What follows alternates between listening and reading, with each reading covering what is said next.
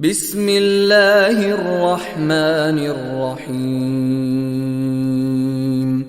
إذا زلزلت الأرض زلزالها وأخرجت الأرض أثقالها وقال الإنسان ما لها يومئذ تحدث أخبارها بأن ربك أوحى لها يومئذ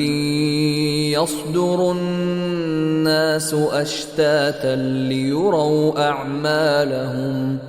فمن يعمل مثقال ذرة خيرا يره ومن يعمل مثقال ذرة شرا يره.